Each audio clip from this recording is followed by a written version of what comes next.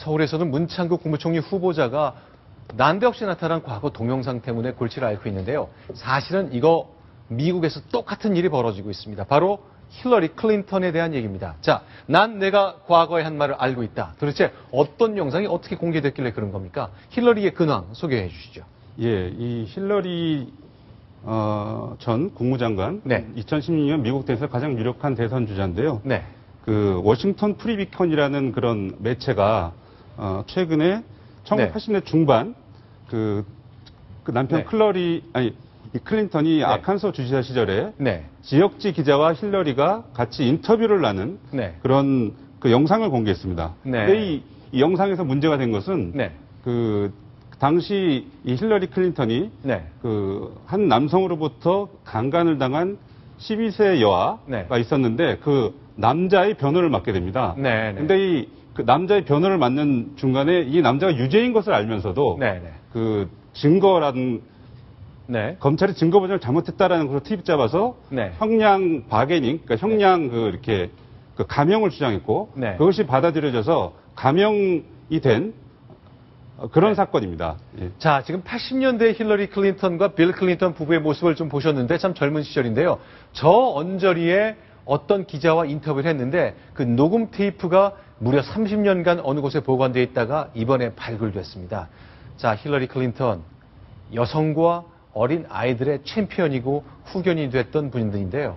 과연 어떤 영상이 어떻게 음성이 공개됐길래 지금 난처한 처지에 몰렸는지 직접 들어보시겠습니다. He was one of these ruthless folks who wasn't going to make a living on the land and he was kind of around. Ended up in Springdale looking. You know, the place was there. Of course, he claimed that he didn't do all this stuff. He took a lie detector test. I had his polygraph, which he passed, which forever just rubbed my face in polygraph. 네, 30년 전 음성이라 이제 릴 테이프에 있는 거라 음질이 굉장히 떨어집니다만 저런 내용인데 전 깜짝 놀란 것이 아니 그 사람이 거짓말 테스트 탐지기를 통과하더라고. 내가 그래서 그다음부터 거짓말 탐지기를 안 믿는다. 이거 무슨 뜻입니까? 예, 그러니까 이제 그 힐러리 클린턴은 그 사람이 유죄라는 것을 확신하고 있었고 그걸 네. 알고 있었다는 얘기죠. 근데 네. 이제 그랬는데도 불구하고 거짓말 탐지기를 통과하더라. 네. 그러니까 거짓말 탐지기가 결국 소용이 없는 것을 그때 알게 됐다. 그래서 더 이상 이제 안 믿는다. 네. 라는 그런 취지여서 그러니까 이 문제의 논란은 유죄인 걸 알면서도 특히 성폭행을 당한 여아의 그 피고인에 대해서 그렇게 그 유죄임을 알면서도 변호를 했다는 그런 그 약간 부도덕성 이런 네. 것들이 강조되는 부분입니다.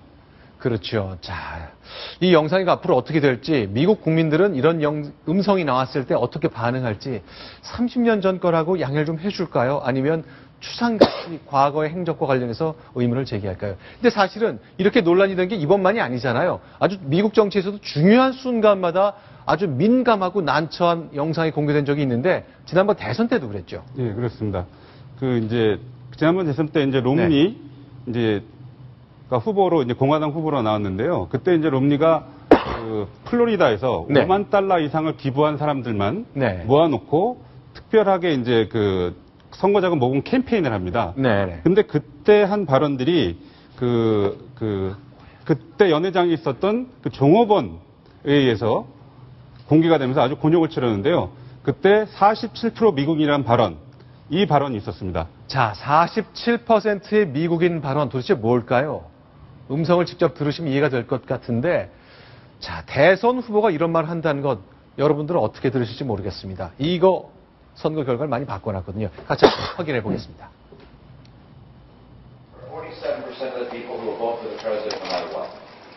All right, there are 47% who are with him, who are dependent upon government, who believe that they are victims, who believe that government has a responsibility to care for them, who believe that they're entitled to health care, to food, to housing, to you name it. These are people who pay no income tax. 47% of Americans pay no income tax. And so my job is not to worry about those people. I'll never convince them.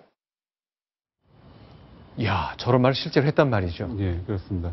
참 아무리 비공개 자리지만 네네. 47%의 국민은 내가 챙길 사람이 아니다라는 이런 발언들은 네. 참 생각하기 힘든 발언인데요. 네. 그래서 롬니는 그때 이 영상이 공개된 뒤에 내 진위가 아니다라고 네. 밝혔지만 저 영상을 그대로 보면 말 그대로 47% 국민은 정말 정부에 의존해서 먹고 사는 네. 그야말로 이렇게 한량 같은 존재들이어서 내가 네. 더 이상 챙길 필요 없다라는 네. 것 때문에 도대체 미국 대통령으로서의 네. 자격이 있느냐 이제 그런 논란에 휩싸게 됩니다. 네. 저걸 보면 요즘에 그 인터넷에서는 잊혀질 권리라는 게 이제 요새 많이 개념이 뜨고 있는데. 그렇죠. 그러니까 내가 감추고 싶고 지우고 싶은 과거의 나의 언동들을 네. 지워지게 해달라. 이런 권리가 말하자면 서구에서는 이걸 법제화도 시작이 됐는데. 네. 사실 정치인에게는 네. 이제 특히나 다매체 시대, 매체 시대, 인터넷 시대에는 정치인에게는 자기가 한 말이 잊혀질 권리가 없다라고 네. 하는 것을 새삼 실감하게 되는 것 같습니다. 그렇죠. 잊혀질 권리가 없다. 검증받아야 되고 언제든 그 비판의 도마에 올라서야 하기 때문에 정말 훗날을 보고 준비해야 될 것 같습니다. 지금 20대, 30대 미래 정치를 꿈꾸는 한국의 젊은 층도 정말 신경을 써야 될 것이 아닌가 싶습니다.